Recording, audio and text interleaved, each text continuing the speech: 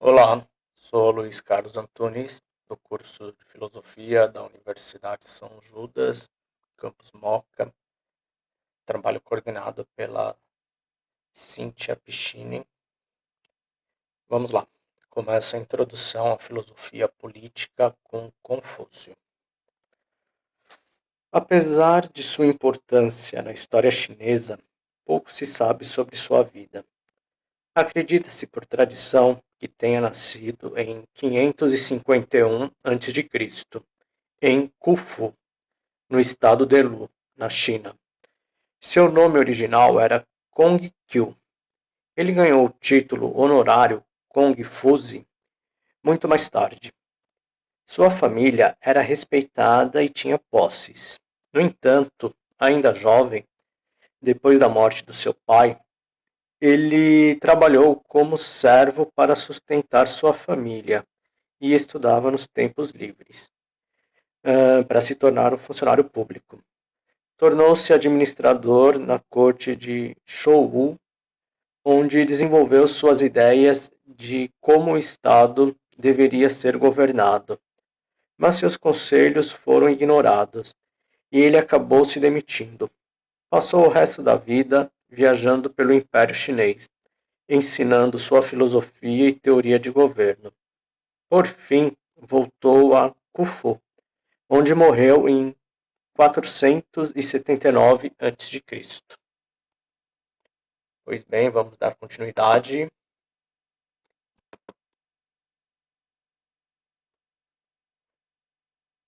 Kong-Fuzi, Mestre Kong, que mais tarde ficou conhecido no Ocidente pelo nome latino de Confúcio, viveu durante um momento decisivo na história política da China, o final do período da Primavera e Outono da China. Cerca de 300 anos de prosperidade e estabilidade, durante os quais houve um despertar nas artes, na literatura e, em especial, na filosofia. Isso permitiu o florescer das chamadas 100 escolas de pensamento, nas quais diversas ideias eram livremente discutidas.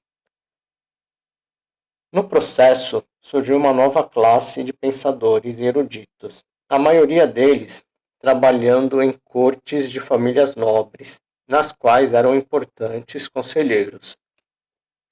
A influência das novas ideias desses pensadores inspirou uma reviravolta na estrutura da sociedade chinesa.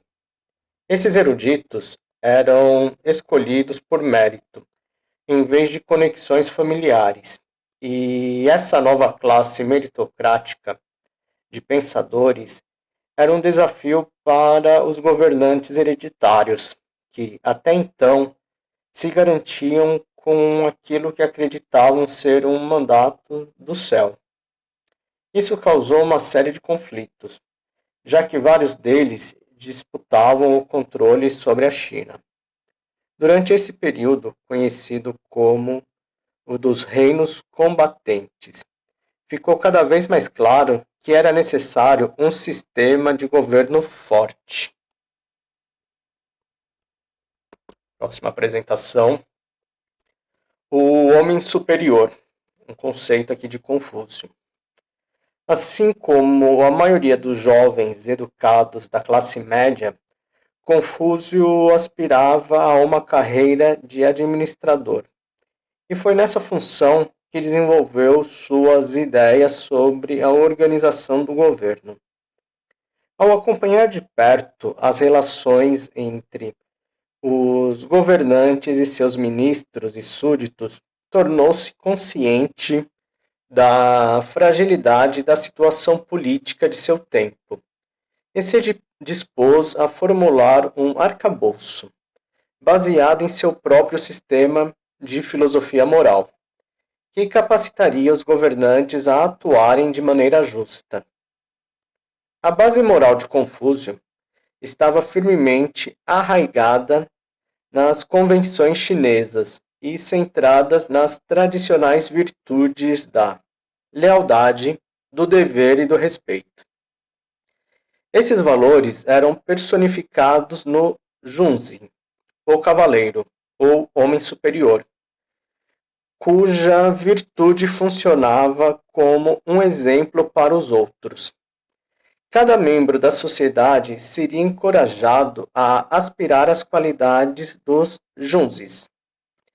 Na visão de Confúcio, a natureza humana não é perfeita, mas é capaz de ser transformada pelo exemplo da virtude sincera. De modo similar, a sociedade poderia ser transformada pelo exemplo de um governo justo e benevolente. A noção de reciprocidade, a ideia que um tratamento generoso suscitaria uma resposta da mesma natureza, sustentava a filosofia moral de Confúcio e era o alicerce de seu pensamento político. Para uma, para uma sociedade ser boa, seu governante deveria corporificar as virtudes que deseja ver em seus súditos. Em troca, o povo seria inspirado a copiar essas virtudes por meios da lealdade e do respeito. Na coletânea de seus ensinamentos e dizeres, conhecida como Analetos, Confúcio aconselha: se desejares o bem, o povo será bom. O poder moral do cavaleiro é o vento. O poder moral do homem comum é a grama. Sob o vento, a grama tem de se curvar. Para que essa ideia operasse de modo eficaz, uma nova estrutura para a sociedade teria de ser estabelecida, criando uma hierarquia que levasse em conta a nova classe administrativa meritocrática, que, ao mesmo tempo, respeitasse o governo tradicional das famílias nobres. Em sua proposta para chegar a isso, Confúcio mais uma vez se baseou bastante nos valores tradicionais, modelando a sociedade conforme as relações dentro da família. Para Confúcio, a benevolência do soberano e a lealdade de seus súditos são o espelho do amor de um pai e da obediência de um filho, uma relação considerada pelos chineses de maior importância. Confúcio considerou que há 5 relações constantes: a do soberano súdito, pai, filho, marido, mulher, irmãos mais velhos, irmãos mais novos e amigo, amigo. Nessas relações, ele enfatizou não apenas a posição de cada pessoa de acordo com sua geração, idade e gênero, mas o fato de que havia deveres de ambas as partes e que a responsabilidade do superior com o inferior em qualquer relação seria tão importante quanto. Entendendo essas relações sobre a sociedade, seus direitos e responsabilidades recíprocos dariam coesão à sociedade, criando uma atmosfera de lealdade e respeito entre os estratos sociais. Dando continuidade, justificando o governo hereditário. No topo da hierarquia de Confúcio estava o soberano, o qual teria herdado seu status, e, quanto a isso, Confúcio mostrou uma natureza conservadora de seu pensamento político. Assim como as famílias serviam de modelo para as relações na sociedade, o respeito tradicional mostrado aos pais, em especial ao pai, também se estenderia aos ancestrais, e isso justificaria o princípio hereditário. Assim como o pai era considerado a cabeça da família, o Estado deveria ser naturalmente governado por uma figura patriarcal, o soberano. No entanto, na opinião de Confúcio, a posição do soberano não era incontestável. e um governante injusto ou insensato deveria sofrer oposição ou até mesmo ser deposto. Mas foi com relação à camada seguinte da sociedade que Confúcio se mostrou mais inovador, defendendo uma nova classe de eruditos, que deveria agir como ministros, conselheiros, administradores do governo. Sua posição entre os soberanos e seus súditos era crucial, já que deviam lealdade a ambos. Eles tinham um enorme grau de responsabilidade, de modo que era essencial serem recrutados entre os mais aptos e educados, e qualquer um no serviço público deveria ter o mais elevado caráter, um júri. Esses ministros deveriam ser escolhidos pelo soberano, no sistema de Confúcio, baseando-se no seu próprio bom caráter. Confúcio disse: a administração do governo se baseia na escolha de homens adequados. Tais homens são selecionados pelo caráter pessoal do governante. Esse deve ser tecido no caminho do dever, e tal tecer deve ser cultivado pela estima da benevolência. O papel desses servidores públicos era principalmente o de consultor, e dos ministros não se esperava apenas que fossem versados em administração e na sociedade chinesa, mas também que tivessem um conhecimento pleno de história política e de diplomacia. Isso era importante para aconselhar o governante em questões como alianças e guerra com países vizinhos. Essa nova classe de servidores civis também exercia uma função igualmente importante, ao evitar que seus superiores se tornassem despóticos, já que ela mostrava lealdade ao seu superior, mas também mostrava benevolência pelos seus inferiores. Assim como o governante, ele também deveria lidar pelo exemplo, inspirado tanto o soberano quanto os seus súditos com a sua virtude. Continuando na apresentação, as ideias impopulares. A filosofia moral e a política de Confúcio combinava as ideias de bondade e sociabilidade inatas da natureza humana, como estrutura rígida e formal da sociedade chinesa. Como não podia deixar de ser, dada sua posição de administrador na corte, ele encontrou um lugar importante para a nova classe meritocrática dos eruditos. No entanto, suas ideias foram vistas com desconfiança e não foram adotadas enquanto ele ainda era vivo. Membros da família real e da nobreza que governavam a época estavam insatisfeitos com o seu desprezo implícito pelo direito divino ao governo e se sentiam ameaçados pelo poder proposto por ele para seus ministros e conselheiros. Os administradores talvez desfrutassem de mais controle para reinar durante governos potencialmente despóticos.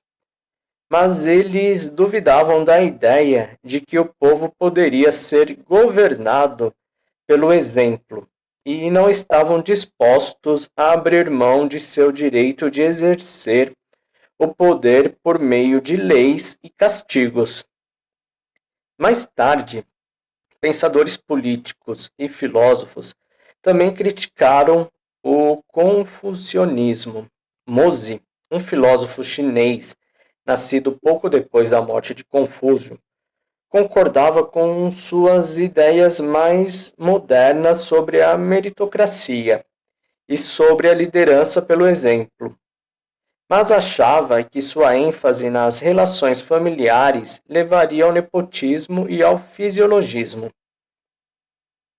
Na mesma época, pensadores militares como Sun Tzu não tinham tempo de sobra para pensar na filosofia moral por trás da teoria política de Confúcio e, de modo distinto, assumiram uma postura mais prática no que diz respeito às questões de governo, defendendo um sistema autoritário, até mesmo cruel, de garantia da defesa do Estado.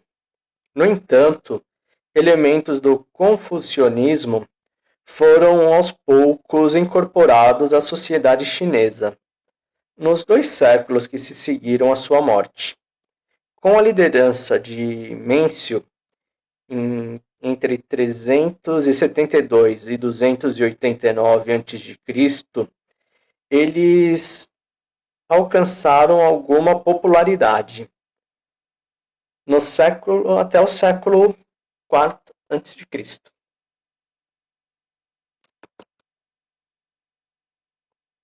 A filosofia do Estado. Confúcio talvez tivesse sido adequado para governar em tempos de paz, mas foi considerado por muitos como não sendo forte o suficiente no período dos reinos combatentes, cuja luta levou à formação de um império chinês unificado. Nessa época, um sistema pragmático e autoritário de governo, conhecido por legalismo, suplantou as ideias de Confúcio e teve continuidade conforme o imperador confirmava sua autoridade sobre o novo império.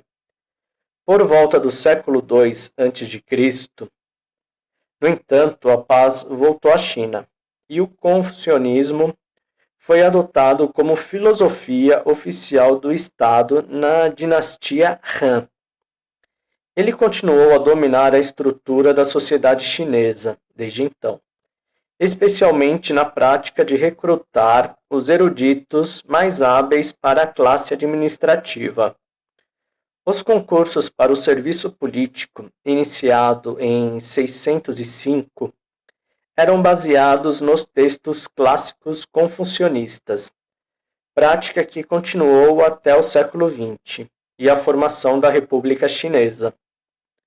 O confucionismo não desapareceu por completo sob o regime comunista na China e teve uma influência sutil na estrutura da sociedade até a Revolução Cultural. Hoje, elementos do pensamento confucionista, tais como os que lidam com relações sociais e a noção da lealdade filial, ainda estão profundamente enraizados no estilo de vida chinês. As ideias de Confúcio continuam, mais uma vez, sendo levadas a sério, enquanto o país muda do comunismo maoísta para a versão chinesa de uma sociedade mista.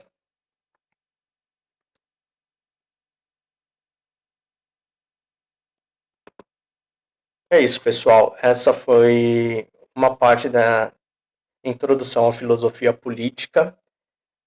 Espero que tenham aproveitado. Obrigado e até a próxima.